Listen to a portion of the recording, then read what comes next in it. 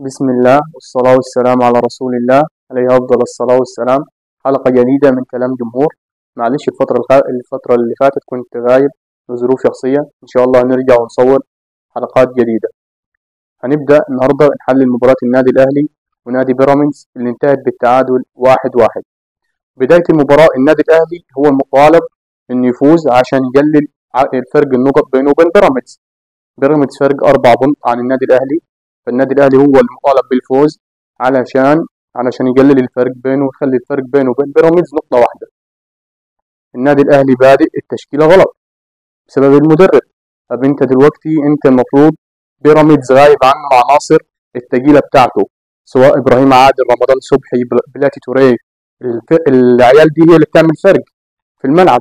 لا، دول غايبين، يعني غايبين وانت مستغلتش ده كله. يعني النادي الاهلي المفروض كل حاجه مهيئه له في السكواد بتاعه. غيابات بيراميدز انه ينزل يكسب المباراه، وده ما حصلش. ليه؟ لان بسبب التشكيله الخاطئه. التشكيله الخاطئه بدايه ان في فريق لازم عناصر كره القدم، والفريق لازم يكون ليه سيستم وطريقه لعب. يعني ايه طريقه لعب؟ يعني ما ينفعش عندي المدافعين كلهم ما بيعرفوش يطلعوا بالكره صح.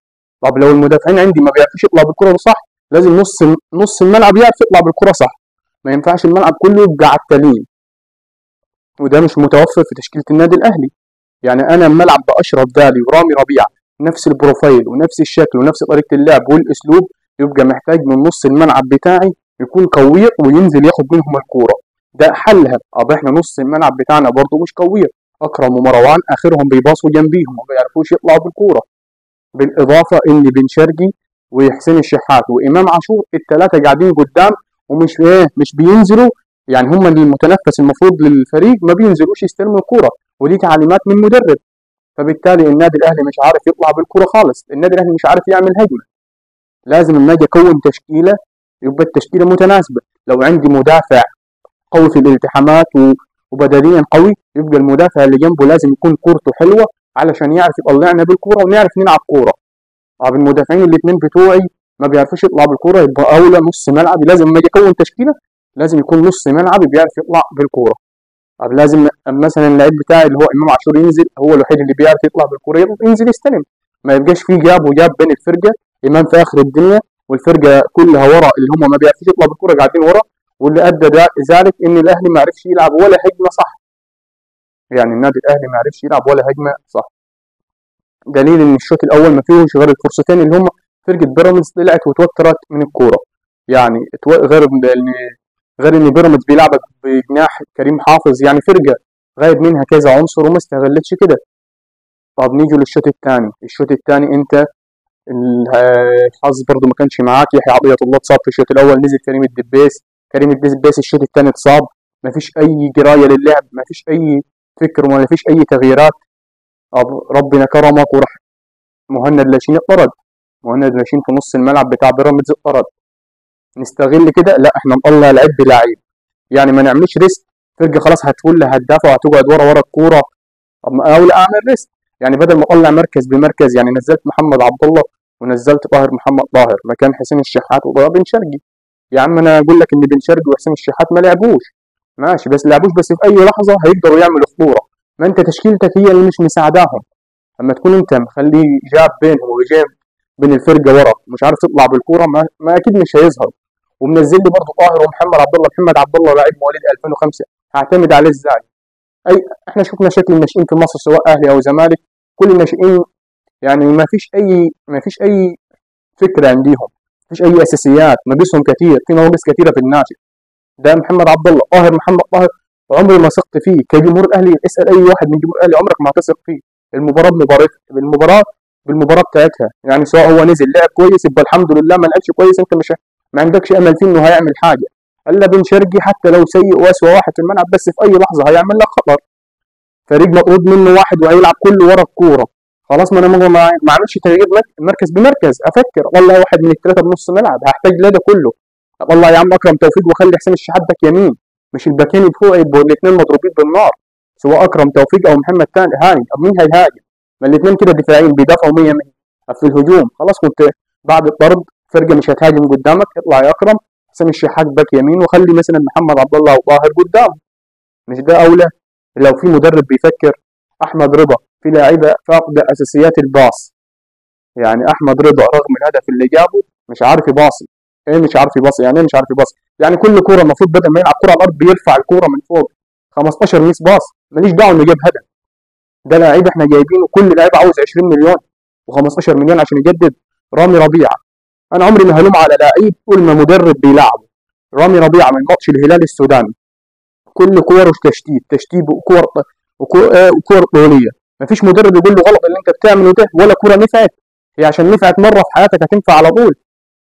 مندفع متوتر، رامي ربيعه مندفع متوتر متهور وبيسرح وبيسيب مركزه ويقول لك انا عاوز 20 مليون. 20 مليون ماشي. فالنادي الاهلي محتاج وناقصه كتير، محتاج خلاص كولر خلاص ادى النادي الاهلي خلاص، مفيش تاني، مفيش فكر، مفيش اي تنفيذ لخطط. اما مدرب، انا كراجل الجمهور بقول لك تركيبه الدفاع بنص الملعب مش هتطلعك بالكره، انت فريق كبير، فريق نازل تكسب. محتاج صفقات، محتاج لاعب بكواليتي في الدفاع يكون بيعرف يطلع بالكوره. مش كل المدافعين النادي الاهلي حاليا كله معاه التاريخ، ما عدا مصطفى العش اللي جاي من زد، كورته حلوه بس عنده قصور في الجانب الدفاعي وبيسرح برضه. مصطفى العش. فانت مطالب تشوف ان تقدر تتصرف وتجيب محمد عبد المنعم، هو ده الحل الوحيد. لازم مدافع قويه، يعني اشرف داري مدافع قويه. الا كل المدافعين بتاعتنا هيبقى كلهم شكل واحد، سواء اشرف داري سواء ياسر ابراهيم سواء رامي ربيعه، كلهم نفس البروفايل. بروفايل الفرقه، اللعيبه المدافعين اللي هي ناشفه في اللعب والالتحامات، بس الكوره ما زيرو كوره، ما بيعرفش يطلع بالكوره. عندك برضه نص الملعب محتاج لعيب رقم 8.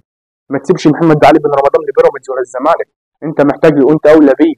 لعيب كورته عاليه، محتاج انت واحد زي امام عاشور جنب امام عاشور.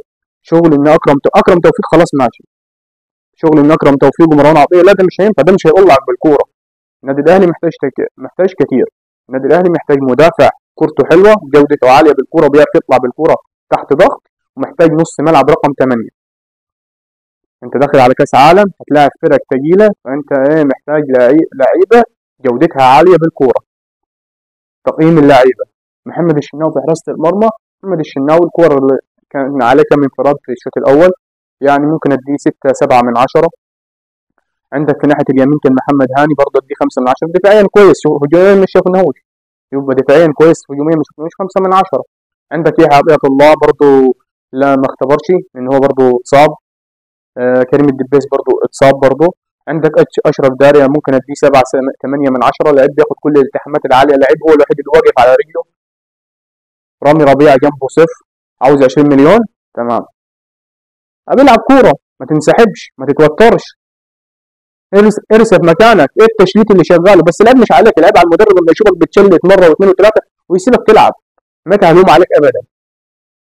مروان عطيه في نص الملعب صفر، علشان انت اخرك تباصي جنبك، كل كره بس باص، ما عرفش تباصي. نص ملعب رقم 6 في النادي الاهلي مش عارف يباصي كره صح. عندنا مين قد كان اكرم توفيق 2 من 10، بيطلع كره وبيباصي، اخره يطلع كره ويباصي. ممتاز دفاعيا. هجوميا انت بتقدر مفروض علينا لعيب رقم 8 تقطع وتباصي. امام عاشور 5 من 10، برضه امام عاشور برضه ضيع كام كوره الشوط الاول. بيعمل مجهود وبتاع، بس 5 من 10 برضه. في احسن كده، امام عاشور احسن لاعب في مصر يعتبر، في احسن من كده. عندك حسين الشحات صفر، اشرف بن شرقي صفر. ده برضه هما الاثنين صفر بسبب خطه مدرب ما ساعدتهمش. اما يكونوا هما معزولين عن الفرقه، دول في وادي ودول في وادي، والفريق مش عارف يطلع بالكوره، فخطه المدرب ما ساعدتهمش ان هم يلعبوا. عندك وسام ابو علي برضه لازم يفوق ويصحى، لازم تنشف، لازم تلعب، انت من احسن المهاجمين في مصر، لازم تلعب. صفر برضه. بس ونزل مثلا طاهر ومحمد عبد الله، برضه مش شايفهمش عملوا الاضافه اللي هي. برضه نزل جردشار حاول في كام كوره، بس برضه ما ينفعش اقيمه.